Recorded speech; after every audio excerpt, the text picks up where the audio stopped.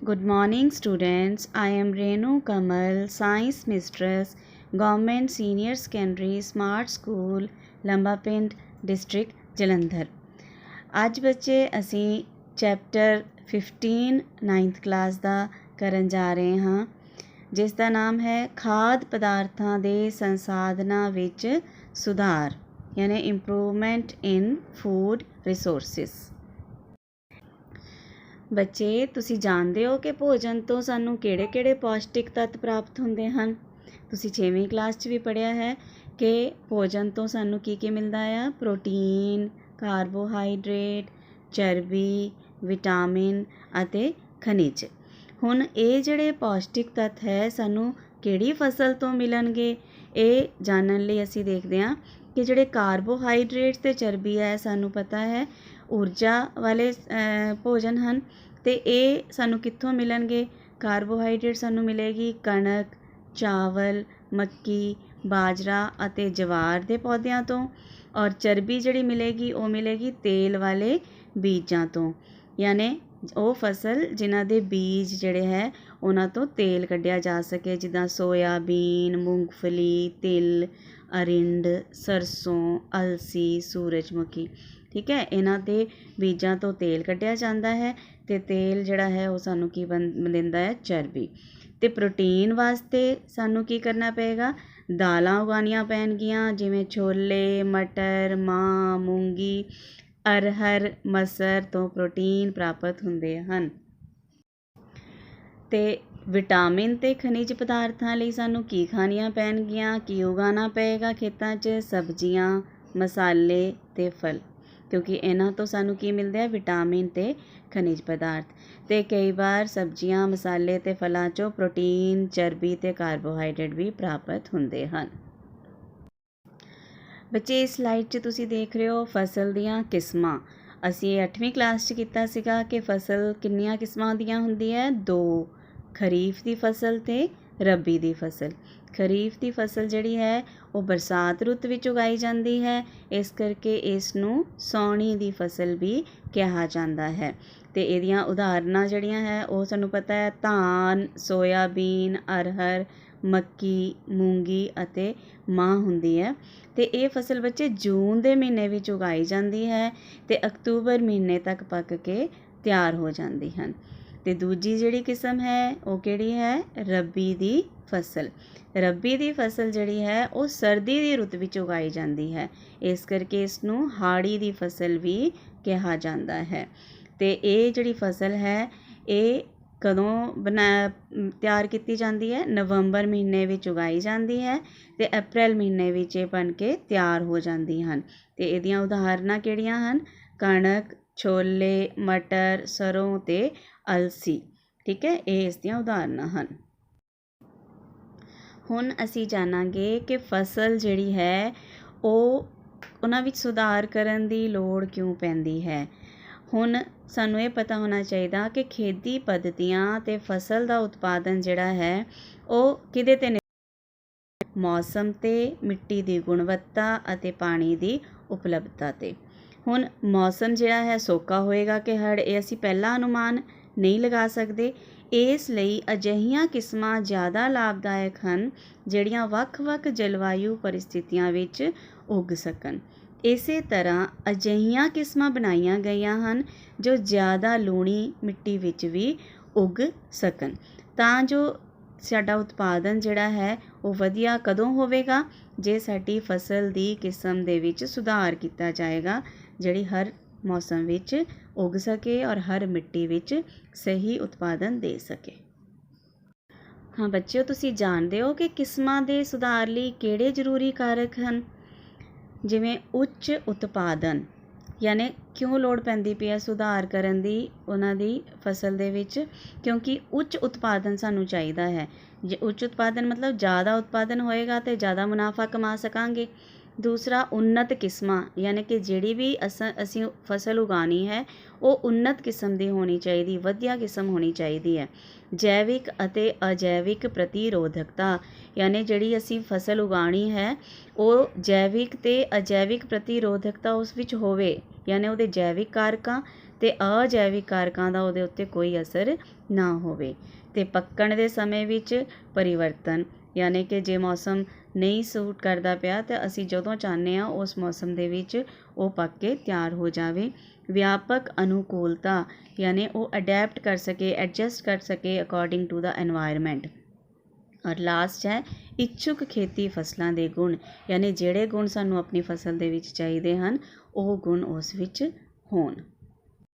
ਹੁਣ ਬੱਚੇ ਅਸੀਂ ਪਿਛਲੇ ਸਲਾਈਡ 'ਚ ਦੇਖਿਆ ਕਿ ਸੁਧਾਰ ਦੀ ਲੋੜ ਹੈ ਸਾਡੀ ਫਸਲ ਨੂੰ, ਇਸ ਕਰਕੇ ਸੰਕਰਨ ਵਿਧੀ ਜਿਹੜੀ ਹੈ ਉਹ ਵਿਧੀ ਅਪਣਾਈ ਜਾਂਦੀ ਹੈ ਤਾਂ ਕਿ ਸਾਡੀ ਫਸਲ ਦੀ ਜਿਹੜੀ ਕਿਸਮ ਹੈ ਉਸ ਦੇ ਵਿੱਚ ਸੁਧਾਰ ਕੀਤਾ ਜਾ ਸਕੇ। ਹੁਣ ਸੰਕਰਨ ਵਿਧੀ ਕੀ ਹੁੰਦੀ ਹੈ? ਇੱਛਿਤ ਗੁਣ ਪੈਦਾ ਕਰਨ ਦੀ ਵਿਧੀ, ਯਾਨੀ ਕਿ ਜਿਹੜੀ ਵੀ ਅਸੀਂ ਫਸਲ ਉਗਾਉਣਾ ਚਾਹੁੰਦੇ ਹਾਂ ਉਹਦੇ ਵਿੱਚ ਇੱਛਿਤ ਗੁਣ ਹੋਣ, ਯਾਨੀ ਕਿ ਜਿਹੜੇ ਗੁਣ ਸਾਨੂੰ ਚਾਹੀਦੇ ਹੈ। ਜਿੱਦਾਂ ਕਈ ਫਸਲਾਂ ਦਾ ਝਾੜ ਜ਼ਿਆਦਾ ਹੋਵੇ ਹੈ ਨਾ, ਜਾਂ ਜ਼ਿਆਦਾ ਉਤਪਾਦਨ ਕਰੇ, ਇਸ ਕਰਕੇ ਆਪਾਂ ਕੀ ਕਰਦੇ ਹਾਂ? ਸੰਕਰਨ ਵਿਧੀ ਦਾ ਉਪਯੋਗ ਕਰਦੇ ਹਾਂ। ਇਸ ਵਿੱਚ ਵੱਖਰੇ ਅਨੁਵੰਸ਼ਿਕ ਗੁਣਾਂ ਵਾਲੇ ਪੌਦਿਆਂ ਵਿੱਚ ਸੰਕਰਨ ਕਰਵਾਇਆ ਜਾਂਦਾ ਹੈ ਔਰ ਚੰਗੀ ਨਸਲ ਜਿਹੜੀ ਹੈ ਉਹਦੇ ਬੀਜ ਤਿਆਰ ਕਰਕੇ ਉਸ ਤੋਂ ਫਾਇਦਾ ਲਿਆ ਜਾਂਦਾ ਹੈ। ਇਹ ਵਿਧੀ 3 ਤਰ੍ਹਾਂ ਦੀ ਹੁੰਦੀ ਹੈ, ਜਿੱਦਾਂ ਅੰਤਰ ਕਿਸਮੀ, ਜਿਹਦੇ ਵਿੱਚ ਸਿਰਫ ਵੱਖ-ਵੱਖ ਕਿਸਮਾਂ ਦੇ ਜਿਹੜੇ ਪੌਦੇ ਹੈ ਉਹਨਾਂ ਦੇ ਵਿੱਚ ਸੰਕਰਨ ਕਰਵਾਇਆ ਜਾਂਦਾ ਹੈ। ਦੂਸਰੀ ਹੈ ਅੰਤਰ ਸਪੀਸੀਜ਼, ਇਸ ਵਿੱਚ ਕਿ ਇੱਕ ਹੀ ਜੀਨਸ ਦੇ ਪੌਦੇ ਦੀਆਂ ਵੱਖ-ਵੱਖ ਸਪੀਸੀਜ਼ ਦੇ ਵਿੱਚ ਸੰਕਰਨ ਕਰਵਾਇਆ ਜਾਂਦਾ ਹੈ। ਔਰ ਤੀਸਰੀ ਕਿਸਮ ਹੁੰਦੀ ਹੈ ਅੰਤਰ ਜੈਨਰਿਕ, ਇਹਦੇ ਵਿੱਚ 2 ਅਲੱਗ ਜੀਨਸ ਵਾਲੇ ਪੌਦਿਆਂ ਦੀਆਂ ਕਿਸਮਾਂ ਵਿੱਚ ਸੰਕਰਨ ਕਰਵਾਇਆ ਜਾਂਦਾ ਹੈ, ਯਾਨੀ ਸੰਕਰਨ ਵਿਧੀ ਨੂੰ ਹਾਈਬ੍ਰਿਡਾਈਜੇਸ਼ਨ ਵੀ ਕਹਿੰਦੇ ਹਾਂ ਆਪਾਂ। ਇਸ ਵਿੱਚ ਕੀ ਹੁੰਦਾ ਆ? ਇੱਛਿਕ ਗੁਣਾਂ ਵਾਲੇ ਜੀਨਾਂ ਦੇ ਪਾਉਣ 'ਤੇ ਸਿੱਟੇ ਵਜੋਂ ਅਨੁਵਾਂਸ਼ਿਕ ਤੌਰ 'ਤੇ ਰੂਪਾਂਤਰਿਤ ਫਸਲ ਪ੍ਰਾਪਤ ਹੁੰਦੀ ਹੈ। ਠੀਕ ਹੈ, 2 ਫਸਲਾਂ ਵਿੱਚ ਸੰਕਰਨ ਕਰਵਾ ਕੇ ਚੰਗੀ ਫਸਲ ਤਿਆਰ ਕੀਤੀ ਜਾਂਦੀ ਹੈ। ਬੱਚਿਓ, ਫਸਲ ਉਤਪਾਦਨ ਪ੍ਰਬੰਧਨ ਜਿਹੜਾ ਹੈ ਉਸ ਬਾਰੇ ਹੁਣ ਆਪਾਂ ਜਾਣਨ ਦੀ ਕੋਸ਼ਿਸ਼ ਕਰਾਂਗੇ। ਕਿਸਾਨ ਦੀ ਨਿਵੇਸ਼ ਕਰਨ ਲਈ ਖਰੀਦ ਸਮਰੱਥਾ ਇਹ ਨਿਰਧਾਰਿਤ ਕਰਦੀ ਹੈ ਕਿ ਉਸ ਦੁਆਰਾ ਅਪਣਾਈ ਗਈ ਫਸਲ ਪ੍ਰਣਾਲੀ ਅਤੇ ਉਤਪਾਦਨ ਕਿਹੋ ਜਿਹਾ ਹੋਵੇਗਾ। ਇਸ ਲਈ ਉਤਪਾਦਨ ਪੱਧਰ ਅਲੱਗ-ਅਲੱਗ ਹੋ ਸਕਦੇ ਹਨ। ਇਹ ਬਿਨਾਂ ਲਾਗਤ ਉਤਪਾਦਨ, ਅਲਪ ਲਾਗਤ ਉਤਪਾਦਨ ਅਤੇ ਉੱਚ ਲਾਗਤ ਉਤਪਾਦਨ ਹੋ ਸਕਦੇ ਹਨ, ਯਾਨੀ ਕਿ ਕਿੰਨਾ ਖਰਚਾ ਕਰਕੇ ਉਸਨੇ ਕਿੰਨਾ ਕਮਾਇਆ ਕਿਸਾਨ ਨੇ, ਇਹ ਉਸ ਪ੍ਰਬੰਧਨ ਦੀ ਲੋੜ ਹੁੰਦੀ ਹੈ ਤਾਂ ਕਿ ਉਹ ਜ਼ਿਆਦਾ ਮੁਨਾਫਾ ਕਮਾ ਸਕੇ। ਕਈ ਵਾਰ ਉਹ 2 ਫਸਲਾਂ ਉਗਾ ਕੇ ਜਿਹੜਾ ਹੈ ਉਗਾ ਲੈਂਦਾ ਹੈ, ਇੱਕ ਫਸਲ ਤੋਂ ਉਹਨੂੰ ਜ਼ਿਆਦਾ ਮੁਨਾਫਾ ਹੋ ਜਾਂਦਾ ਹੈ, ਦੂਸਰੀ ਫਸਲ ਜਿਹੜੀ ਹੈਗੀ ਹੈ ਉਹ ਕਿਸੇ ਹੋਰ ਉਦਯੋਗ ਵਿੱਚ ਵੀ ਕੰਮ ਆ ਜਾਂਦੀ ਹੈ, ਯਾਨੀ ਉਸਨੂੰ ਘੱਟ ਲਾਗਤ 'ਤੇ ਜ਼ਿਆਦਾ ਮੁਨਾਫਾ ਹੋ ਸਕਦਾ ਹੈ।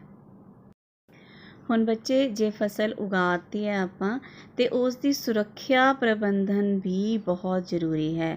ਜਦੋਂ ਫਸਲ ਉਗਦੀ ਹੈ ਉਦੋਂ ਕੀੜੇ ਵੀ ਆ ਜਾਂਦੇ ਆ ਨਾਲ, ਹੈ ਨਾ। ਕਈ ਵਾਰ ਫਸਲ ਜਿਹੜੀ ਹੈਗੀ ਕੀੜਿਆਂ ਕਰਕੇ ਖ਼ਰਾਬ ਹੋ ਜਾਂਦੀ ਹੈ ਅਤੇ ਸਾਨੂੰ ਕੀ ਕਰਨਾ ਪੈਂਦਾ ਹੈ? ਕੀੜਿਆਂ ਤੋਂ ਬਚਾਅ ਲਈ ਛਿੜਕਾਵ ਕਰਨਾ ਚਾਹੀਦਾ ਹੈ, ਪੈਸਟੀਸਾਈਡਸ ਦਾ, ਇਨਸੈਕਟੀਸਾਈਡਸ ਦਾ, ਵੀਡੀਸਾਈਡਸ ਦਾ, ਅਤੇ ਉਹਦੇ ਨਾਲ ਫਸਲ ਦੀ ਸੁਰੱਖਿਆ ਕੀਤੀ ਜਾ ਸਕਦੀ ਹੈ। ਔਰ ਹਮੇਸ਼ਾ ਸਾਨੂੰ ਓਬਜ਼ਰਵ ਕਰਦੇ ਰਹਿਣਾ ਚਾਹੀਦਾ ਆਪਣੀ ਫਸਲ ਨੂੰ ਵੀ ਕਿ ਕੋਈ ਨੁਕਸਾਨ ਤਾਂ ਨਹੀਂ ਹੋ ਰਿਹਾ। ਕਈ ਵਾਰ ਆਪਾਂ ਪਕਸ਼ੀਆਂ ਤੋਂ ਬਚਾਉਣ ਲਈ ਸਕੇਅਰ ਕਰੋ ਦੀ ਵਰਤੋਂ ਕਰ ਲੈਂਦੇ ਹਾਂ, ਠੀਕ ਹੈ, ਉਹ ਪੁਤਲਾ ਜਿਹਾ ਬਣਾ ਕੇ ਖੜਾ ਕਰ ਦਿੰਦੇ ਹਾਂ ਤਾਂ ਕਿ ਫਸਲ ਸਾਡੀ ਖਾ ਨਾ ਜਾਏ। ਅਤੇ ਇਸ ਤਰ੍ਹਾਂ ਸਾਨੂੰ ਫਸਲ ਸੁਰੱਖਿਆ ਪ੍ਰਬੰਧਨ ਦੀ ਵੀ ਲੋੜ ਪੈਂਦੀ ਹੈ। ਬੱਚੇ, ਹੁਣ ਹਵਾ, ਪਾਣੀ ਅਤੇ ਮਿੱਟੀ ਤੋਂ ਪ੍ਰਾਪਤ ਹੋਣ ਵਾਲੇ ਪੋਸ਼ਕ ਤੱਤਾਂ ਜਾਂ ਪੋਸ਼ਕ ਪ੍ਰਬੰਧਨ ਦੇ ਬਾਰੇ ਅਸੀਂ ਗੱਲ ਕਰਾਂਗੇ। ਸਾਨੂੰ ਪਤਾ ਆ ਕਿ ਅਸੀਂ ਪੌਦੇ ਨੂੰ ਕੀ ਦਿੰਦੇ ਹਾਂ? ਪਾਣੀ ਦਿੰਦੇ ਹਾਂ, ਅਤੇ ਹਵਾ ਵੀ ਉਹਨੂੰ ਅਵੇਲੇਬਲ ਹੋ ਜਾਂਦੀ ਹੈ, ਅਤੇ ਮਿੱਟੀ। ਇਹ 3 ਜਿਹੜੇ ਸਰੋਤ ਹੈ ਇਹਨਾਂ ਤੋਂ ਪੋਸ਼ਕ ਪ੍ਰਾਪਤ ਹੁੰਦੇ ਆ ਸਾਡੀ ਫਸਲ ਨੂੰ, ਠੀਕ ਹੈ। ਹਵਾ ਤੋਂ ਕੀ ਮਿਲਦਾ ਹੈ? ਕਾਰਬਨ ਅਤੇ ਆਕਸੀਜਨ। ਔਰ ਪਾਣੀ ਤੋਂ ਸਾਡੀ ਫਸਲ ਨੂੰ ਕੀ ਪ੍ਰਾਪਤ ਹੁੰਦਾ ਹੈ? ਹਾਈਡਰੋਜਨ, ਆਕਸੀਜਨ ਅਤੇ ਨਾਈਟ੍ਰੋਜਨ। ਅਤੇ ਮਿੱਟੀ ਜਿਹੜੀ ਹੈ ਜਿਸ ਦੇ ਵਿੱਚ ਪੌਦਾ ਉਗ ਰਿਹਾ ਹੈ ਉਸ ਦੇ ਵਿੱਚ 2 ਤਰ੍ਹਾਂ ਦੇ ਪੋਸ਼ਕ ਤੱਤ ਜਿਹੜੇ ਹੈ ਉਹ ਹੁੰਦੇ ਆ। ਘੱਟ ਮਾਤਰੀ ਪੋਸ਼ਕ ਤੱਤ ਜਿਨ੍ਹਾਂ ਨੂੰ ਮਾਈਕਰੋ ਨਿਊਟਰੀਐਂਟਸ ਕਹਿੰਦੇ ਆ, ਅਤੇ ਬਹੁ ਮਾਤਰੀ ਪੋਸ਼ਕ ਤੱਤ ਜਿਨ੍ਹਾਂ ਨੂੰ ਮੈਕਰੋ ਨਿਊਟਰੀਐਂਟਸ ਕਹਿੰਦੇ ਆ। ਬੱਚੇ, ਨਾਮ ਤੋਂ ਹੀ ਪਤਾ ਲੱਗ ਰਿਹਾ ਹੈ, ਘੱਟ ਮਾਤਰੀ ਪੋਸ਼ਕ ਤੱਤ ਮਤਲਬ ਜਿਹੜੇ ਪੌਦੇ ਨੂੰ ਘੱਟ ਮਾਤਰਾ ਵਿੱਚ ਲੋੜ ਹੁੰਦੇ ਹਨ, ਜਿਵੇਂ ਆਇਰਨ ਯਾਨੀ ਲੋਹਾ, manganese, copper, zinc, boron, chlorine, molybdenum. ਠੀਕ ਹੈ, ਇਹਨਾਂ ਨੂੰ ਸਾਡੇ ਪੌਦਿਆਂ ਨੂੰ ਘੱਟ ਮਾਤਰਾ ਵਿੱਚ ਲੋੜ ਹੁੰਦੀ ਆ, ਜਦਕਿ ਬਹੁਮਾਤਰੀ ਪੋਸ਼ਕ ਤੱਤ ਜਿਹੜੇ ਹੈਗੇ ਆ ਉਹਨਾਂ ਦੀ ਲੋੜ ਜਿਹੜੀ ਸਾਡੇ ਪੌਦਿਆਂ ਨੂੰ ਜ਼ਿਆਦਾ ਹੁੰਦੀ ਆ। ਇਸ ਕਰਕੇ ਉਹਨਾਂ ਨੂੰ ਮੈਕਰੋਨਿਊਟ੍ਰੀਐਂਟਸ ਕਹਿੰਦੇ ਹਨ। ਅਤੇ ਉਹ ਕਿਹੜੇ ਹੈ? ਨਾਈਟ੍ਰੋਜਨ, ਫਾਸਫੋਰਸ, ਪੋਟੈਸ਼ੀਅਮ, ਸਲਫਰ, ਕੈਲਸ਼ੀਅਮ ਅਤੇ ਮੈਗਨੀਸ਼ੀਅਮ। ਬੱਚੇ ਹੁਣ ਇੱਕ ਹੋਰ ਜ਼ਰੂਰੀ ਜਿਹੜਾ ਤੱਤ ਹੈ ਉਹ ਸਾਨੂੰ ਹੈ ਪਤਾ ਕਿ ਖਾਦ ਜਿਹੜੇ ਹੈ ਉਹਨਾਂ ਦੀ ਬਹੁਤ ਜ਼ਿਆਦਾ ਲੋੜ ਹੁੰਦੀ ਹੈ ਸਾਡੀ ਫਸਲਾਂ ਨੂੰ, ਕਿਉਂਕਿ ਸਾਰੇ ਜਿਹੜੇ ਤੱਤਾਂ ਦੀ ਪੂਰਤੀ ਹੈ ਉਹ ਮਿੱਟੀ, ਹਵਾ ਅਤੇ ਪਾਣੀ 'ਚੋਂ ਨਹੀਂ ਹੋ ਸਕਦੇ। ਇਸ ਕਰਕੇ ਸਾਨੂੰ ਖਾਦ ਵੀ ਪਾਉਣੀ ਪੈਂਦੀ ਹੈ ਪੌਦਿਆਂ ਦੇ ਉਤਪਾਦਨ ਨੂੰ ਵਧਾਉਣ ਵਾਸਤੇ। ਅਤੇ ਇਹ 3 ਤਰ੍ਹਾਂ ਦੀਆਂ ਖਾਦਾਂ ਦਾ ਇਸਤੇਮਾਲ ਆਪਾਂ ਕਰਦੇ ਹਾਂ। ਇੱਕ ਹੈ ਕੰਪੋਸਟ ਅਤੇ ਵਰਮੀ ਕੰਪੋਸਟ, ਦੂਸਰੀ ਰਸਾਇਣਿਕ ਖਾਦਾਂ ਅਤੇ ਤੀਸਰੀ ਹਰੀ ਖਾਦ। ਕੰਪੋਸਟ ਦੇ ਬਾਰੇ ਬੱਚੇ ਤੁਹਾਨੂੰ ਪਤਾ ਹੀ ਆ ਕਿ ਅਸੀਂ ਗੋਬਰ ਤੋਂ, ਘਰ ਦੇ ਕੂੜੇ ਕਰਕਟ ਤੋਂ ਇਹ ਖਾਦ ਜਿਹੜੀ ਹੈ ਤਿਆਰ ਕਰ ਸਕਦੇ ਹਾਂ। ਇੱਕ ਟੋਆ ਪੁੱਟ ਲੈਂਦੇ ਹਾਂ, ਉਹਦੇ ਵਿੱਚ ਇਹਨਾਂ ਨੂੰ ਪਾ ਦਿੰਦੇ ਹਾਂ, ਘਰ ਦੇ ਵੇਸਟ ਨੂੰ, ਕੂੜੇ ਕਰਕਟ ਨੂੰ ਜਾਂ ਗੋਬਰ ਦੇ ਵੇਸਟ ਨੂੰ, ਔਰ ਉਹਨੂੰ ਢੱਕ ਦਿੰਦੇ ਹਾਂ ਅਤੇ ਹੌਲੀ ਹੌਲੀ ਗਲ ਸੜ ਕੇ ਡੀਕੰਪੋਜੀਸ਼ਨ ਦੇ ਨਾਲ ਉਹ ਕੀ ਬਣ ਜਾਂਦੀ ਹੈ? ਕੰਪੋਸਟ। ਅਤੇ ਦੂਸਰੀ ਹੁੰਦੀ ਹੈ ਵਰਮੀ ਕੰਪੋਸਟ, ਜਿਵੇਂ ਕਿ ਚਿੱਤਰ ਵਿੱਚ ਦੇਖ ਰਹੇ ਹੋ, ਗੰਡੋਇਆਂ ਤੋਂ ਬਣੀ ਖਾਦ ਹੁੰਦੀ ਆ। ਇਹਦੇ ਵਿੱਚ ਗੰਡੋਏ ਪਾ ਕੇ ਜਿਹੜਾ ਘਰ ਦਾ ਵੇਸਟ ਹੈ ਜਾਂ ਕੋਈ ਵੀ ਵੇਸਟ ਹੈ, ਗੰਡੋਏ ਪਾ ਦਿੰਦੇ ਹੈ, ਜਿਹਦੇ ਨਾਲ ਉਹ ਖਾਦ ਤਿਆਰ ਹੋ ਜਾਂਦੀ ਹੈ। ਜਦਕਿ ਰਸਾਇਣਿਕ ਖਾਦਾਂ ਜਿਹੜੀਆਂ ਹੈ ਉਹ ਵੀ ਇਸਤੇਮਾਲ ਕੀਤੀਆਂ ਜਾ ਸਕਦੀਆਂ ਹਨ, ਜਿਵੇਂ ਕਿ ਰਸਾਇਣਿਕ ਖਾਦਾਂ ਹਨ NPK, ਯੂਰੀਆ, ਸੁਪਰ ਫਾਸਫੇਟ, ਮੋਨੋਫਾਸਫੇਟ। ਠੀਕ ਹੈ, ਇਹਨਾਂ ਖਾਦਾਂ ਦਾ ਇਸਤੇਮਾਲ ਕਰਕੇ ਵੀ ਅਸੀਂ ਆਪਣਾ ਉਤਪਾਦਨ ਵਧਾ ਸਕਦੇ ਹਨ। ਲੇਕਿਨ ਰਸਾਇਣਿਕ ਖਾਦਾਂ ਦਾ ਇਸਤੇਮਾਲ ਘੱਟ ਕਰਨਾ ਚਾਹੀਦਾ ਹੈ, ਕਿਉਂਕਿ ਇਹ ਜਿਹੜੀਆਂ ਹੈ ਥੋੜ੍ਹਾ ਸਾਡੀ ਖੇਤ ਨੂੰ ਹਾਨੀ ਵੀ ਪਹੁੰਚਾ ਸਕਦੀ, ਸਾਡੀ ਮਿੱਟੀ ਨੂੰ ਖਰਾਬ ਵੀ ਕਰ ਸਕਦੀਆਂ ਹਨ। ਅਤੇ ਇਸ ਤੋਂ ਇਲਾਵਾ ਹਰੀ ਖਾਦ ਦਾ ਇਸਤੇਮਾਲ ਵੀ ਅੱਜ ਕੱਲ੍ਹ ਬਹੁਤ ਕੀਤਾ ਜਾਂਦਾ ਹੈ। ਹੁਣ ਬੱਚੇ ਇੱਕ ਹੋਰ ਲੋੜੀਂਦਾ ਜਿਹੜਾ ਕੰਮ ਹੈ, ਜਿਹੜਾ ਫਸਲ ਉਤਪਾਦਨ ਲਈ ਜ਼ਿੰਮੇਵਾਰ ਹੈ, ਉਹ ਹੈ ਸਿੰਚਾਈ। ਭਾਰਤ ਵਿੱਚ ਪਾਣੀ ਦੇ ਅਨੇਕ ਸਰੋਤ ਹਨ ਅਤੇ ਵੱਖ-ਵੱਖ ਤਰ੍ਹਾਂ ਦਾ ਜਲਵਾਯੂ ਹੈ। ਇਹਨਾਂ ਪਰਿਸਥਿਤੀਆਂ ਵਿੱਚ ਪਾਣੀ ਦੇ ਸਰੋਤਾਂ ਦੀ ਉਪਲਬਧਤਾ ਦੇ ਆਧਾਰ 'ਤੇ ਵਿਭਿੰਨ ਤਰ੍ਹਾਂ ਦੀਆਂ ਸਿੰਚਾਈ ਵਿਧੀਆਂ ਅਪਣਾਈਆਂ ਜਾਂਦੀਆਂ ਹਨ। ਯਾਨੀ ਸਿੰਚਾਈ ਦਾ ਮਤਲਬ ਹੈ ਕਿ ਅਸੀਂ ਆਪਣੇ ਪੌਦਿਆਂ ਨੂੰ ਪਾਣੀ ਦੇਣਾ ਹੈ, ਕਿਉਂਕਿ ਪਾਣੀ ਤੋਂ ਅਸੀਂ ਪਹਿਲਾਂ ਹੀ ਦੱਸਿਆ ਹਾਈਡਰੋਜਨ ਵੀ ਮਿਲਣਾ ਹੈ, ਆਕਸੀਜਨ ਵੀ ਮਿਲਣੀ ਹੈ ਅਤੇ ਨਾਈਟ੍ਰੋਜਨ ਵੀ ਮਿਲਣੀ ਹੈ। ਅਤੇ ਇਸ ਲਈ ਸਾਨੂੰ ਪਾਣੀ ਦੇਣਾ ਪੈਂਦਾ ਪੌਦਿਆਂ ਨੂੰ। ਔਰ ਪਾਣੀ ਦੇਣ ਲਈ ਜਿਹੜੇ ਸਰੋਤ ਹਨ ਉਹ ਸਾਨੂੰ ਪਤਾ ਹੈ, ਅਸੀਂ ਟਿਊਬਵੈੱਲਾਂ ਤੋਂ ਵੀ ਦਿੰਦੇ ਹਾਂ, ਖੂਹਾਂ ਤੋਂ ਦਿੰਦੇ ਹਾਂ, ਨਦੀਆਂ ਤੋਂ ਵੀ ਪਾਣੀ ਜਿਹੜਾ ਹੈ ਦਿੱਤਾ ਜਾਂਦਾ ਹੈ, ਨਹਿਰਾਂ ਤੋਂ ਵੀ ਦਿੱਤਾ ਜਾਂਦਾ ਹੈ, ਬਰਸਾਤ ਦੇ ਪਾਣੀ 'ਤੇ ਵੀ ਆਪਾਂ ਨਿਰਭਰ ਕਰਦੇ ਹਾਂ।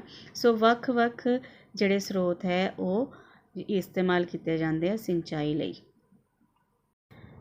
ਯੈਸ ਬੱਚੇ, ਨਦੀ ਜਲ ਉਠਾਅ ਪ੍ਰਣਾਲੀ।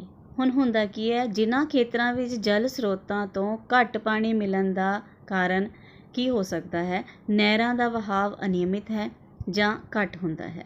ਇਸ ਕਰਕੇ ਕਈ ਖੇਤਰਾਂ ਨੂੰ ਪਾਣੀ ਨਹੀਂ ਮਿਲ ਸਕਦਾ। ਉੱਥੇ ਕੀ ਕਰਦਾ ਹੈ, ਆਪਾਂ ਜਲ ਉਠਾਅ ਪ੍ਰਣਾਲੀ ਜਿਹੜੀ ਹੈ ਉਸ ਦਾ ਉਪਯੋਗ ਕਰਦੇ ਹਾਂ। ਨਦੀਆਂ ਦੇ ਕਿਨਾਰੇ ਸਥਿਤ ਖੇਤਾਂ ਵਿੱਚ ਪਾਣੀ ਦੇਣ ਲਈ ਨਦੀਆਂ 'ਚੋਂ ਸਿੱਧਾ ਹੀ ਪਾਣੀ ਕੱਢਿਆ ਜਾਂਦਾ ਹੈ। ਜਿੱਦਾਂ ਤੁਸੀਂ ਚਿੱਤਰ ਵਿੱਚ ਦੇਖ ਰਹੇ ਹੋ ਬੱਚੇ ਕਿ ਟਿਊਬਵੈੱਲ ਜਿਹੜੇ ਆਪਾਂ ਮੋਟਰ ਲਾ ਕੇ ਸਿੱਧਾ ਹੀ ਨਦੀਆਂ 'ਚੋਂ ਪਾਣੀ ਕੱਢ ਕੇ ਆਪਣੇ ਖੇਤਾਂ ਨੂੰ ਦੇ ਦਿੰਦੇ ਹਾਂ। ਯਾਨੀ ਜਿੱਥੇ ਪਾਣੀ ਨਹੀਂ ਹੈ ਅਵੇਲੇਬਲ, ਕੋਈ ਸਾਧਨ ਨਹੀਂ ਹੈ, ਅਤੇ ਉੱਥੇ ਅਸੀਂ ਡਾਇਰੈਕਟ ਨਦੀਆਂ ਤੋਂ ਹੀ ਪਾਣੀ ਚੱਕ ਕੇ ਉਹਨਾਂ ਨੂੰ ਦੇ ਸਕਦੇ ਹਾਂ। ਬੱਚੇ ਜਿਵੇਂ ਕਿ ਆਪਾਂ ਜਾਣਦੇ ਹਾਂ ਕਿ ਤਲਾਬਾਂ ਨੂੰ ਵੀ ਇਸਤੇਮਾਲ ਕੀਤਾ ਜਾਂਦਾ ਹੈ ਪਾਣੀ ਦੇਣ ਲਈ ਪੌਦਿਆਂ ਨੂੰ। ਠੀਕ ਹੈ, ਅਤੇ ਹੁਣ ਛੋਟੇ ਜਲ ਸਰੋਤ ਜੋ ਛੋਟੇ ਖੇਤਰਾਂ ਵਿੱਚ ਵਹਿੰਦੇ ਹੋਏ ਪਾਣੀ ਨੂੰ ਇਕੱਠਾ ਕਰਦੇ ਹਨ, ਤਲਾਬ ਦਾ ਰੂਪ ਧਾਰਨ ਕਰ ਲੈਂਦੇ ਹਨ। ਖੇਤੀਬਾੜੀ ਵਿੱਚ ਪਾਣੀ ਦੀ ਉਪਲਬਧਤਾ ਵਧਾਉਣ ਲਈ ਆਧੁਨਿਕ ਤਰੀਕੇ ਜਿਵੇਂ ਵਰਖਾ ਦੇ ਪਾਣੀ ਨੂੰ ਇਕੱਠਾ ਕਰਨਾ ਅਤੇ ਜਲ ਵੰਡ ਦਾ ਉਚਿਤ ਪ੍ਰਬੰਧਨ ਕਰਨਾ ਆਦਿ ਵੀ ਸ਼ਾਮਿਲ ਹੈ। ਇਸ ਲਈ ਛੋਟੇ ਬੰਨ੍ਹ ਬਣਾਏ ਜਾਂਦੇ ਹਨ ਜਿਹੜੇ ਧਰਤੀ ਹੇਠਲੇ ਪਾਣੀ ਦਾ ਪੱਧਰ ਵਧਾਉਂਦੇ ਹਨ। ਇਹ ਛੋਟੇ ਬੰਨ੍ਹ ਮੀਂਹ ਦੇ ਪਾਣੀ ਨੂੰ ਵਹਿਣ ਤੋਂ ਰੋਕਦੇ ਹਨ ਅਤੇ ਭੂ-ਖੋਰਨ ਵੀ ਘੱਟ ਕਰਦੇ ਹਨ। ਫਸਲ ਚੱਕਰ। ਜ਼ਿਆਦਾ ਲਾਭ ਪ੍ਰਾਪਤ ਕਰਨ ਲਈ ਫਸਲਾਂ ਉਗਾਉਣ ਦੀਆਂ ਵੱਖ-ਵੱਖ ਵਿਧੀਆਂ ਅਸੀਂ ਵਰਤ ਸਕਦੇ ਹਾਂ। ਇਹਨਾਂ ਵਿਧੀਆਂ ਵਿੱਚ ਸਭ ਤੋਂ ਪਹਿਲੀ ਵਿਧੀ ਹੈ ਮਿਸ਼ਰਤ ਫਸਲਾਂ। ਇੱਕੋ ਸਮੇਂ 2 ਜਾਂ 2 ਤੋਂ ਵੱਧ ਫਸਲਾਂ ਇੱਕੋ ਖੇਤ ਵਿੱਚ ਇਕੱਠੀਆਂ ਉਗਾਉਣਾ, ਇਸ ਨੂੰ ਆਪਾਂ ਕਹਿੰਦੇ ਮਿਸ਼ਰਤ ਫਸਲਾਂ, ਯਾਨੀ ਮਿਕਸ ਕਰਕੇ ਫਸਲਾਂ ਨੂੰ ਉਗਾਉਣਾ। ਉਦਾਹਰਨ ਵਜੋਂ ਕਣਕ ਅਤੇ ਛੋਲੇ, ਜਿਵੇਂ ਕਿ ਚਿੱਤਰ ਵਿੱਚ ਦਿਖ ਰਹੇ ਹੈ, ਪਿਕਚਰ ਜਿਹੜੀ ਨਾਲ ਲੱਗੀ ਹੋਈ ਹੈ, ਕਣਕ ਅਤੇ ਸਰੋਂ ਜਾਂ ਮੂੰਗਫਲੀ ਅਤੇ ਸੂਰਜਮੁਖੀ। ਇਸ ਤਰ੍ਹਾਂ 2 ਜਿਹੜੀਆਂ ਫਸਲਾਂ ਹੈ ਜਾਂ 2 ਤੋਂ ਵੱਧ ਫਸਲਾਂ ਹੈ ਉਹਨਾਂ ਨੂੰ ਇਕੱਠਿਆਂ ਉਗਾਇਆ ਜਾ ਸਕਦਾ ਹੈ। ਇਸ ਤਰ੍ਹਾਂ ਨਾਲ ਨੁਕਸਾਨ ਹੋਣ ਦੀ ਸੰਭਾਵਨਾ ਘਟ ਜਾਂਦੀ ਹੈ, ਕਿਉਂਕਿ ਇੱਕ ਫਸਲ ਦੇ ਨਸ਼ਟ ਹੋ ਜਾਣ 'ਤੇ ਵੀ ਦੂਜੀ ਫਸਲ ਦੇ ਉਤਪਾਦਨ ਦੀ ਆਸ ਬਣੀ ਰਹਿੰਦੀ ਹੈ ਅਤੇ ਵਧੀਆ ਉਪਜ ਹੁੰਦੀ ਹੈ। ਅਗਲੀ ਜਿਹੜੀ ਪ੍ਰਣਾਲੀ ਆਪਾਂ ਯੂਜ਼ ਕਰਨ ਜਾ ਰਹੇ ਹਾਂ, ਉਹਦੇ ਬਾਰੇ ਸਮਝਣ ਜਾ ਰਹੇ ਹਾਂ, ਉਹ ਹੈ ਅੰਤਰ ਫਸਲਾਂ ਪ੍ਰਣਾਲੀ। ਇਸ ਵਿੱਚ 2 ਜਾਂ ਵੱਧ ਫਸਲਾਂ ਨੂੰ ਇੱਕ ਹੀ ਖੇਤ ਵਿੱਚ ਇਕੱਠਿਆਂ ਨੂੰ ਇੱਕ ਖਾਸ ਪੈਟਰਨ ਵਿੱਚ ਉਗਾਇਆ ਜਾਂਦਾ ਹੈ। ਕੁਝ ਲਾਈਨਾਂ ਵਿੱਚ ਇੱਕ ਕਿਸਮ ਦੀ ਫਸਲ ਅਤੇ ਉਸ ਦੇ ਬਰਾਬਰ ਨਾਲ ਦੀ ਲਾਈਨ ਵਿੱਚ ਦੂਜੀ ਫਸਲ ਉਗਾਈ ਜਾਂਦੀ ਹੈ। ਉਦਾਹਰਨ ਵਜੋਂ ਸੋਇਆਬੀਨ ਅਤੇ ਮੱਕੀ, ਬਾਜਰਾ, ਲੋਬੀਆ ਵਗੈਰਾ। ਜਿਵੇਂ ਕਿ ਤੁਹਾਨੂੰ ਚਿੱਤਰ ਵਿੱਚ ਵਿਖਾਈ ਦੇ ਰਿਹਾ ਬੱਚੇ ਨਾਲ ਦੀ ਪਿਕਚਰ ਵਿੱਚ, ਆਪਾਂ ਦੇਖੋ ਇੱਕ ਮੱਕੀ ਦੀ ਫਸਲ ਉਗਾਈ ਹੋਈ ਹੈ, ਨਾਲ ਦੀ ਜਿਹੜੀ ਹੈ ਉਹਦੇ ਵਿੱਚ ਸੋਇਆਬੀਨ, ਉਹਦੇ ਨਾਲ ਤੀਜੀ ਓਟ ਦੀ ਫਸਲ ਉਗਾਈ ਹੋਈ ਹੈ। ਠੀਕ ਹੈ, ਫਸਲਾਂ ਦੀ ਚੋਣ ਇਸ ਢੰਗ ਨਾਲ ਕੀਤੀ ਜਾਂਦੀ ਹੈ ਕਿ ਉਹਨਾਂ ਦੀ ਪੋਸ਼ਕ ਤੱਤਾਂ ਦੀ ਲੋੜ ਵੱਖ-ਵੱਖ ਹੋਵੇ। ਅੰਤਰ ਫਸਲੀ ਚੱਕਰ। ਵੱਖ-ਵੱਖ ਫਸਲਾਂ ਨੂੰ ਇੱਕੋ ਖੇਤ ਵਿੱਚ ਵਾਰੀ-ਵਾਰੀ ਪੂਰਵ ਨਿਯੋਜਿਤ ਢੰਗ ਨਾਲ ਉਗਾਉਣ ਨੂੰ ਕੀ ਕਹਿੰਦੇ ਆਪਾਂ? ਫਸਲੀ ਚੱਕਰ। ਠੀਕ ਹੈ, ਠਹਿਰ ਦੇ ਆਧਾਰ 'ਤੇ ਵੱਖ-ਵੱਖ ਫਸਲਾਂ ਦੀ ਚੋਣ ਕਰਕੇ ਉਹਨਾਂ ਦਾ ਫਸਲੀ ਚੱਕਰ ਅਪਣਾਇਆ ਜਾਂਦਾ ਹੈ। ਨਮੀ ਦੀ ਮਾਤਰਾ, ਸਿੰਚਾਈ ਦੇ ਸਾਧਨ ਆਦਿ ਦੀ ਉਪਲਬਧਤਾ ਦੇ ਅਨੁਸਾਰ ਫਸਲ ਦੀ ਚੋਣ ਕੀਤੀ ਜਾਂਦੀ ਹੈ ਕਿ ਪਹਿਲੀ ਫਸਲ ਕੱਟਣ ਤੋਂ ਬਾਅਦ ਦੂਜੀ ਕਿਹੜੀ ਬੀਜੀ ਜਾਵੇਗੀ। ਜੇ ਫਸਲੀ ਚੱਕਰ ਚੰਗੇ ਢੰਗ ਨਾਲ ਅਪਣਾਇਆ ਜਾਂਦਾ ਹੈ ਤਾਂ ਇੱਕ ਹੀ ਸਾਲ ਵਿੱਚ 2 ਜਾਂ 3 ਫਸਲਾਂ ਦਾ ਵੀ ਚੰਗਾ ਉਤਪਾਦਨ ਕੀਤਾ ਜਾ ਸਕਦਾ ਹੈ। ਬੱਚਿਓ, ਹੁਣ ਜਿਹੜੀ ਫਸਲ ਸਾਡੀ ਤਿਆਰ ਹੋ ਗਈ, ਉਸ ਦੀ ਕਟਾਈ ਵੀ ਹੋ ਗਈ, ਉਤਪਾਦਨ ਵੀ ਬਹੁਤ ਵਧੀਆ ਹੋ ਗਿਆ। ਹੁਣ ਉਸ ਤੋਂ ਬਾਅਦ ਜਦੋਂ ਕਟਾਈ ਕਰ ਲਈ, ਭੰਡਾਰਨ ਦੀ ਲੋੜ ਪੈਣੀ ਹੈ, ਔਰ ਜੇ ਭੰਡਾਰਨ ਦਾ ਤਰੀਕਾ ਸਹੀ ਨਾ ਹੋਵੇ ਤਾਂ ਬਹੁਤ ਹਾਨੀ ਹੋ ਸਕਦੀ ਹੈ। ਔਰ ਹਾਨੀ ਕਾਹਦੇ ਕਾਰਨ ਹੁੰਦੀ ਹੈ? 2 ਕਾਰਕਾਂ ਕਰਕੇ, ਜੈਵਿਕ ਕਾਰਕ ਅਤੇ ਅਜੈਵਿਕ ਕਾਰਕ। ਜੈਵਿਕ ਕਾਰਕ ਜਿਹੜੇ ਸਾਡੀ ਉਤਪਾਦਾਂ ਨੂੰ ਹਾਨੀ ਪਹੁੰਚਾਉਂਦੇ ਹਨ, ਉਹ ਹੋ ਸਕਦੇ ਹਨ ਕੀਟ, ਚੂਹੇ, ਉੱਲੀ, ਚਿੱਚੜ ਅਤੇ ਬੈਕਟੀਰੀਆ। ਠੀਕ ਹੈ, ਲਿਵਿੰਗ ਆਰਗੈਨਿਜ਼ਮਸ ਜਿਹੜੇ ਸਾਡੀ ਫਸਲ ਨੂੰ ਨੁਕਸਾਨ ਪਹੁੰਚਾਉਂਦੇ ਹਨ। ਅਤੇ ਅਜੈਵਿਕ ਕਾਰਕ ਜਿਹੜੇ ਹੁੰਦੇ ਆ ਨੋਨ ਲਿਵਿੰਗ ਫੈਕਟਰਸ, ਜਿਵੇਂ ਭੰਡਾਰਨ ਵਾਲੀ ਥਾਂ 'ਤੇ ਸਹੀ ਮਾਤਰਾ ਵਿੱਚ ਨਮੀ ਜਾਂ ਤਾਪ ਦਾ ਨਾ ਹੋਣਾ। ਠੀਕ ਹੈ, ਇਹ ਕਾਰਕ ਉਤਪਾਦ ਦੀ ਗੁਣਵੱਤਾ ਵਿੱਚ ਕਮੀ ਲਿਆਉਂਦੇ ਹਨ, ਦਾਣਿਆਂ ਦਾ ਭਾਰ ਘਟਾਉਂਦੇ ਹਨ, ਪੁੰਗਰਨ ਦੀ ਸਮਰੱਥਾ ਘੱਟ ਕਰਦੇ ਹਨ ਅਤੇ ਉਹਨਾਂ ਨੂੰ ਬਦਰੰਗ ਕਰ ਦਿੰਦੇ ਹਨ। ਇਹ ਸਭ ਲੱਛਣ ਮੰਡੀ ਵਿੱਚ ਉਤਪਾਦ ਦੀ ਕੀਮਤ ਘਟਾ ਦਿੰਦੇ ਹਨ। ਸੋ ਇਸ ਲਈ ਸਾਨੂੰ ਕੀ ਕਰਨਾ ਚਾਹੀਦਾ? ਜਿਹੜਾ ਭੰਡਾਰਨ ਹੈ ਉਸ ਸਮੇਂ ਬਹੁਤ ਸਾਵਧਾਨੀਆਂ ਵਰਤਣੀਆਂ ਚਾਹੀਦੀਆਂ ਹਨ। ਜਿਹੜੇ ਕੰਟੇਨਰ ਦੇ ਵਿੱਚ ਆਪਾਂ ਅਨਾਜ ਰੱਖਣਾ ਹੈ ਉਹ ਸਾਫ਼ ਸੁਥਰਾ ਹੋਣਾ ਚਾਹੀਦਾ ਹੈ, ਉਹਦੀ ਦੇਖਭਾਲ ਪ੍ਰੋਪਰ ਹੋ ਸਕੇ। ਭੰਡਾਰਨ ਇਸ ਤਰ੍ਹਾਂ ਕਰਨਾ ਹੈ ਕਿ ਉਹਨੂੰ ਅਸੀਂ ਬਾਰ-ਬਾਰ ਚੈੱਕ ਕਰ ਸਕੀਏ, ਕੀਟਨਾਸ਼ਕਾਂ ਦਾ ਉਪਯੋਗ ਕਰ ਸਕੀਏ। ਠੀਕ ਹੈ, ਔਰ ਫਸਲ ਵੀ ਜਿਹੜੀ ਆਪਾਂ ਸਟੋਰ ਕਰਨੀ ਹੈ ਉਹ ਪ੍ਰੋਪਰ ਨਮੀ ਹੋਵੇ ਉਹਦੇ ਵਿੱਚ ਜਿੰਨੀ ਚਾਹੀਦੀ ਹੈ, ਨਹੀਂ ਤਾਂ ਸੁਕਾ ਲੈਣਾ ਚਾਹੀਦਾ ਆ ਉਹਨੂੰ। ਅਤੇ ਇਸ ਤਰ੍ਹਾਂ ਸਾਡੀ ਫਸਲ ਜਿਹੜੀ ਹੈ ਉਹ ਭੰਡਾਰਨ ਵੇਲੇ ਬਚੀ ਰਹਿੰਦੀ ਹੈ। ਬੱਚੇ, ਹੁਣ ਉਤਪਾਦਨ ਵਧੀਆ ਹੋ ਗਿਆ, ਭੰਡਾਰਨ ਵੀ ਹੋ ਗਿਆ। ਹੁਣ ਕਿਸਾਨ ਜਿਹੜਾ ਹੈ ਸਿਰਫ ਫਸਲ ਉਤਪਾਦਨ ਹੀ ਨਹੀਂ ਕਰਦਾ, ਉਸ ਤੋਂ ਇਲਾਵਾ ਉਹਨਾਂ ਨੇ ਹੋਰ ਵੀ ਜਿਹੜੇ ਕੰਮ ਹੈ ਉਹ ਪ੍ਰਬੰਧਨ ਜਿਹੜੇ ਹੈ ਉਹ ਕਰਦੇ ਹੈ, ਜਿਵੇਂ ਕਿ ਪਸ਼ੂ ਪਾਲਨ। ਕਿਉਂਕਿ ਫਸਲ ਜਿਹੜੀ ਹੈ ਉਹਦੇ ਤੋਂ ਜਿਹੜਾ ਝਾੜ ਉਗਣਾ ਹੈ ਜਾਂ ਵੇਸਟ ਮਟੀਰੀਅਲ ਜਿਹੜਾ ਬਚਣਾ ਹੈ ਉਹ ਆਪਣੇ ਪਸ਼ੂਆਂ ਨੂੰ ਦੇਣ ਲਈ ਇਸਤੇਮਾਲ ਕਰ ਲੈਂਦੇ ਹਨ। ਇਸ ਤਰ੍ਹਾਂ ਉਹਨਾਂ ਨੂੰ ਡਬਲ ਫਾਇਦਾ ਹੋ ਜਾਂਦਾ ਹੈ। ਠੀਕ ਹੈ, ਪਸ਼ੂ ਧਨ ਦੇ ਪ੍ਰਬੰਧਨ ਨੂੰ ਕਹਿੰਦੇ ਆ ਪਸ਼ੂ ਪਾਲਨ।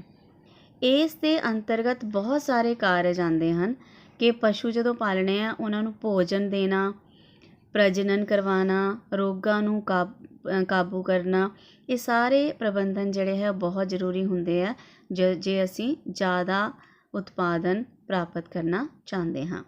ਜਾਨਵਰ ਆਧਾਰਿਤ ਖੇਤੀ ਜਿਹੜੀ ਹੈ ਉਹ ਬਹੁਤ ਹੀ ਅੱਜ ਕੱਲ੍ਹ ਮਸ਼ਹੂਰ ਹੈ। ਇਸ ਵਿੱਚ ਕੀ ਹੁੰਦਾ ਆ, ਮੱਝਾਂ, ਗਾਵਾਂ, ਭੇਡਾਂ, ਬੱਕਰੀਆਂ, ਇਹਨਾਂ ਨੂੰ ਪਾਲਿਆ ਜਾਂਦਾ ਹੈ। ਇਸ ਤੋਂ ਇਲਾਵਾ ਮੁਰਗੀ ਪਾਲਨ, ਮੱਛੀ ਪਾਲਨ ਅਤੇ ਮਧੂਮੱਖੀ ਪਾਲਨ, ਇਹ ਵੀ ਅੱਜ ਕੱਲ੍ਹ ਬਹੁਤ ਵਧੀਆ ਉਤਪਾਦਨ ਦੇ ਸਾਧਨ ਹਨ। ਦੁਧਾਰੂ ਪਸ਼ੂਆਂ ਨੂੰ ਪਾਲਣਾ, ਯਾਨੀ ਦੁੱਧ ਲਈ ਜਿਹੜੇ ਪਸ਼ੂ ਪਾਲੇ ਜਾਂਦੇ ਹਨ, ਠੀਕ ਹੈ, ਤਾਂ ਕਿ ਦੁੱਧ ਉਤਪਾਦਨ ਵਧੀਆ ਕੀਤਾ ਜਾ ਸਕੇ। ਪਸ਼ੂਆਂ ਦੀ ਸਿਹਤ ਅਤੇ ਸਾਫ਼ ਸੁਥਰੇ ਦੁੱਧ ਉਤਪਾਦਨ ਲਈ ਗਾਵਾਂ ਅਤੇ ਮੱਝਾਂ ਲਈ ਵਧੀਆ ਸ਼ੈੱਡ ਦੀ ਜ਼ਰੂਰਤ, ਉਸ ਦੀ ਸਫਾਈ ਅਤੇ ਉਚਿਤ ਮਨੁੱਖੀ ਵਤੀਰੇ ਦੀ ਲੋੜ ਹੁੰਦੀ ਹੈ। ਜਾਨਵਰਾਂ ਦੇ ਸਰੀਰ 'ਤੇ ਹਰ ਰੋਜ਼ ਖਰਖਰਾ ਯਾਨੀ ਬਰਸ਼ਿੰਗ ਕਰਕੇ ਮਿੱਟੀ ਅਤੇ ਟੁੱਟੇ ਹੋਏ ਵਾਲ ਉਤਾਰਨੇ ਚਾਹੀਦੇ ਹਨ। ਉਹਨਾਂ ਨੂੰ ਖੁੱਲ੍ਹੇ, ਹਵਾਦਾਰ ਅਤੇ ਛੱਤ ਵਾਲੇ ਸ਼ੈੱਡ ਵਿੱਚ ਬੰਨ੍ਹਣਾ ਚਾਹੀਦਾ ਹੈ ਤਾਂ ਕਿ ਉਹ ਵਰਖਾ, ਗਰਮੀ ਅਤੇ ਸਰਦੀ ਤੋਂ ਬਚੇ ਰਹਿਣ।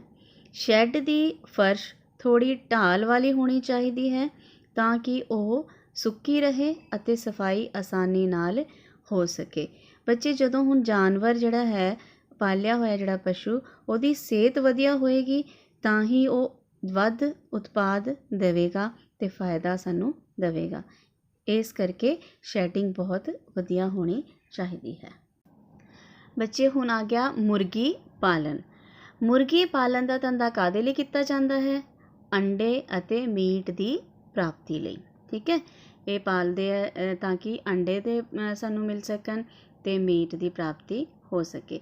ਇਸ ਲਈ ਸੁਥਰੀ ਨਸਲ ਦੀਆਂ ਮੁਰਗੀਆਂ ਪੈਦਾ ਕੀਤੀਆਂ ਜਾਂਦੀਆਂ ਹਨ ਅਤੇ ਅੰਡਿਆਂ ਲਈ ਅੰਡੇ ਦੇਣ ਵਾਲੀ ਜਿਹੜੀ ਲੇਅਰਸ ਕਿਸਮ ਦੀ ਮੁਰਗੀ ਦਾ ਪਾਲਨ ਕੀਤਾ ਜਾਂਦਾ ਹੈ ਅਤੇ ਮਾਸ ਪ੍ਰਾਪਤ ਕਰਨ ਲਈ ਬਰਾਇਲਰ ਨਾਂ ਦੀ ਜਿਹੜੀ ਮੁਰਗੀ ਹੈ ਉਸ ਨੂੰ ਪਾਲਿਆ ਜਾਂਦਾ ਹੈ ਤਾਂ ਕਿ ਵੱਧ ਤੋਂ ਵੱਧ ਜਿਹੜਾ ਹੈ ਸਾਨੂੰ ਪੋਸ਼ਣ ਮਿਲ ਸਕੇ।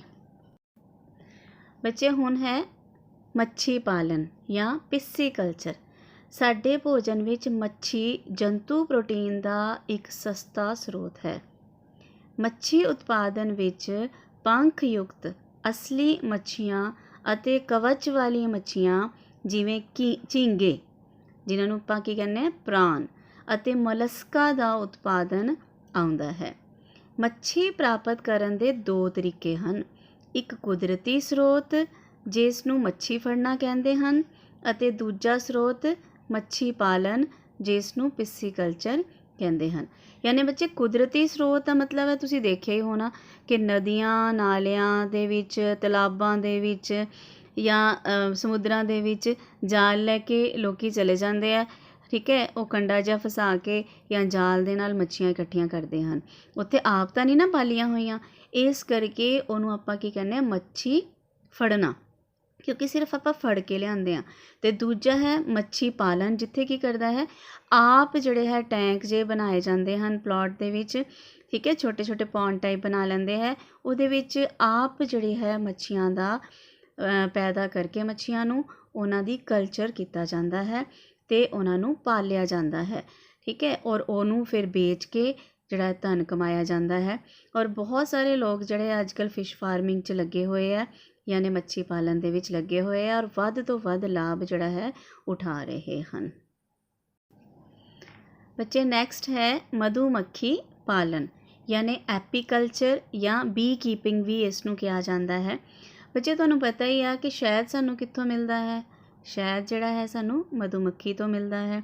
ਹੁਣ ਮਧੂਮੱਖੀ ਨੂੰ ਆਪਾਂ ਨੈਚੁਰਲੀ ਤਾਂ ਦੇਖਿਆ ਹੀ ਹੈ ਕਿ ਮਧੂਮੱਖੀਆਂ ਆਪ ਹੀ ਛੱਤ ਆ ਜਿਹੜਾ ਹੈ ਆਪਣਾ ਬਣਾਉਂਦੀਆਂ ਹਨ। ਕਦੀ ਦਰਖਤਾਂ 'ਤੇ ਦੇਖਿਆ ਹੋਏਗਾ, ਕਦੀ ਕਿਸੇ ਜਗ੍ਹਾ 'ਤੇ ਜਿਹੜੀ ਜਗ੍ਹਾ ਛੁਪੀ ਹੋਈ ਹੈ ਆਮ ਲੋਕਾਂ ਦੀ ਆਵਾਜਾਈ ਤੋਂ, ਉੱਥੇ ਉਹਨਾਂ ਨੇ ਆਪਣਾ ਛੱਤਾ ਬਣਾਇਆ ਹੁੰਦਾ ਆ। ਅਤੇ ਉਹ ਸ਼ਹਿਦ ਬਣਾਉਣ ਲਈ ਕੀ ਕਰਦੀਆਂ ਆ, ਫੁੱਲਾਂ ਦੇ ਉੱਪਰ ਬੈਠਦੀਆਂ ਹਨ। ਫੁੱਲ ਜਿੱਥੇ ਵੀ ਮਿਲੇ ਉਹਨਾਂ ਦਾ ਨੈਕਟਰ ਚੂਸਦੀਆਂ ਹਨ ਔਰ ਉਹਦੇ ਨਾਲ ਸ਼ਹਿਦ ਬਣਾਉਂਦੀਆਂ ਹਨ ਔਰ ਆਪਣੇ ਛੱਤੇ ਵਿੱਚ ਇਕੱਠਾ ਕਰਦੀਆਂ ਹਨ। ਇਹ ਤਾਂ ਨੈਚੁਰਲੀ ਕਰਦੀਆਂ ਹਨ, ਲੇਕਿਨ ਅਸੀਂ ਮਧੂਮੱਖੀ ਨੂੰ ਪਾਲ ਕੇ ਵੀ ਜਿਹੜਾ ਸ਼ਹਿਦ ਪ੍ਰਾਪਤ ਕਰ ਸਕਦੇ ਹਾਂ। ਠੀਕ ਹੈ। ਹੁਣ ਸ਼ਹਿਦ ਦੀ ਵਰਤੋਂ ਜਿਹੜੀ ਹੈਗੀ ਆ ਉਹ ਸਾਡੇ ਵੱਡੇ ਪੱਧਰ 'ਤੇ ਕੀਤੀ ਜਾਂਦੀ ਹੈ। ਇਸ ਲਈ ਮੱਖੀ ਪਾਲਣ ਦਾ ਧੰਦਾ ਸ਼ਹਿਦ ਪ੍ਰਾਪਤੀ ਲਈ ਖੇਤੀ ਉਦਯੋਗ ਬਣ ਗਿਆ ਹੈ, ਕਿਉਂਕਿ ਮੱਖੀ ਪਾਲਣ ਧੰਦੇ ਵਿੱਚ ਪੂੰਜੀ ਨਿਵੇਸ਼ ਘੱਟ ਹੁੰਦਾ ਹੈ। ਪੂੰਜੀ ਨਿਵੇਸ਼ ਬੱਚੇ ਕਿਉਂ ਘੱਟ ਹੁੰਦਾ ਆ? ਕਿਉਂਕਿ ਸਾਨੂੰ ਜ਼ਿਆਦਾ ਪੈਸਾ ਨਹੀਂ ਖਰਚਣਾ ਪੈਂਦਾ। ਸਿਰਫ ਇੱਕ ਡੱਬਾ ਜਿਹਾ ਉਹਨਾਂ ਦਾ ਘਰ ਬਣਾਉਣਾ ਹੈ ਔਰ ਉਹ ਕਿੱਥੇ ਬਣਾਉਣਾ ਹੈ? ਜਿੱਥੇ ਫਲਾਵਰਸ ਹੈ ਨਜ਼ਦੀਕ, ਫੁੱਲ ਜਿਹੜੇ ਹੈ ਨਜ਼ਦੀਕ ਹੈ। ਇਸ ਲਈ ਕਿਸਾਨ ਇਸ ਨੂੰ ਇੱਕ ਖੇਤੀ ਸਹਾਇਕ ਧੰਦੇ ਵਜੋਂ ਵੱਧ ਪੈਸੇ ਕਮਾਉਣ ਲਈ ਵਰਤ ਸਕਦੇ ਹਨ। ਬੱਚੇ ਹੁਣ ਕੀ ਹੁੰਦਾ ਆ ਕਿ ਸ਼ਹਿਦ ਦੀ ਮੱਖੀਆਂ ਦੇ ਛੱਤੇ ਤੋਂ ਆਪਾਂ ਸ਼ਹਿਦ ਤਾਂ ਪ੍ਰਾਪਤ ਕਰਦੇ ਹੀ ਹਾਂ, ਠੀਕ ਹੈ, ਲੇਕਿਨ ਇੱਕ ਹੋਰ ਸਾਨੂੰ ਫਾਇਦਾ ਹੋ ਜਾਂਦਾ ਹੈ ਕਿ ਇਸ ਦੇ ਛੱਤੇ ਤੋਂ ਮੋਮ ਵੀ ਬਣਾਈ ਜਾਂਦੀ ਹੈ, ਜਿਹੜੀ ਕਿ ਕਈ ਦਵਾਈਆਂ ਬਣਾਉਣ ਵੇਲੇ ਵੀ ਵਰਤੀ ਜਾਂਦੀ ਹੈ। ਵਪਾਰਿਕ ਤੌਰ 'ਤੇ ਸ਼ਹਿਦ ਪੈਦਾ ਕਰਨ ਲਈ ਮੱਖੀਆਂ ਦੀਆਂ ਜਿਹੜੀਆਂ ਦੇਸੀ ਨਸਲਾਂ ਵਰਤੀਆਂ ਜਾਂਦੀਆਂ ਹਨ ਉਹ ਕਿਹੜੀਆਂ ਹਨ? ਐਪਿਸ ਸੇਰਨਾ ਇੰਡੀਕਾ, ਜਿਸ ਨੂੰ ਭਾਰਤੀ ਮੱਖੀ ਕਹਿੰਦੇ ਹਨ, ਐਪਿਸ ਡੋਰਸੈਟਾ ਚਟਾਨੀ ਮੱਖੀ ਅਤੇ ਐਪਿਸ ਫਲੋਰੀ ਜਿਹੜੀ ਹੈ ਛੋਟੀ ਮੱਖੀ। ਇੱਕ ਇਟਲੀ ਦੀ ਮਧੂਮੱਖੀ ਐਪਿਸ ਮੈਲੀਫੇਰਾ ਸ਼ਹਿਦ ਉਤਪਾਦਨ ਵਧਾਉਣ ਲਈ ਵਰਤੀ ਜਾਂਦੀ ਹੈ। ਵਪਾਰਿਕ ਪੱਧਰ 'ਤੇ ਸ਼ਹਿਦ ਉਤਪਾਦਨ ਲਈ ਇਸੇ ਮੱਖੀ ਦੀ ਨਸਲ ਵਰਤੀ ਜਾਂਦੀ ਹੈ। ਬੱਚਿਓ, ਮੈਨੂੰ ਉਮੀਦ ਹੈ ਕਿ ਤੁਹਾਨੂੰ ਅੱਜ ਦੇ ਲੈਕਚਰ ਜਿਹੜਾ ਮੈਂ ਸਮਝਾਇਆ ਹੈ, ਜੋ ਜਾਣਕਾਰੀ ਦਿੱਤੀ ਹੈ ਉਹ ਤੁਹਾਨੂੰ ਚੰਗੀ ਤਰ੍ਹਾਂ ਸਮਝ ਆ ਗਈ ਹੋਵੇਗੀ। ਅਤੇ ਜੇ ਤੁਹਾਨੂੰ ਇਸ ਪੜ੍ਹਾਏ ਗਏ ਟੌਪਿਕ ਵਿੱਚੋਂ ਕੋਈ ਕੁਐਸਚਨ ਪੁੱਛਿਆ ਜਾਂਦਾ ਹੈ ਤਾਂ ਉਸ ਦਾ ਤੁਸੀਂ ਬਹੁਤ ਹੀ ਵਧੀਆ ਤਰੀਕੇ ਨਾਲ ਉੱਤਰ ਦੇਵੋਗੇ ਅਤੇ ਵੱਧ ਤੋਂ ਵੱਧ ਅੰਕ ਪ੍ਰਾਪਤ ਕਰਨ ਦੀ ਕੋਸ਼ਿਸ਼ ਕਰੋਗੇ। So thank you, have A nice time.